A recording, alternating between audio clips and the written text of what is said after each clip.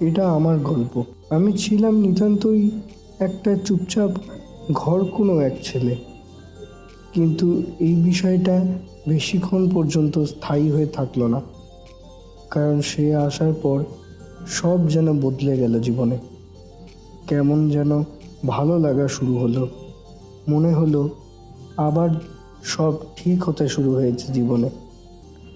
এটাই কবিতা দিয়ে বোঝালে জিনিসটা হবে ঠিক। আমি ছিলাম আগে চুপচাপ, বলতাম না কারোর সাথে কোনো কথা। তুই আসার পরেই বদলে গেল এই ছোট্ট জীবন আমার। তোর মিষ্টি সেই খিলখিলানো হাসি আমি এখনো শুনি মন দিয়ে, আর ভীষণ ভালোবাসি। তোর ছোট্ট ছোট্ট বিষয়ে আমার উপর অভিমান যেন এক সেতু, যাতে প্রেম করা যায় আদান প্রদান।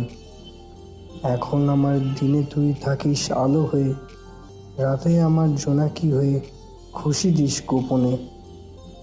একদিনও কথা না হলে মন করে ছটফট, সব শেষে আমাদের গুড মর্নিং আর গুড নাইট এইটুকুই সমাধান করে দেয় সব।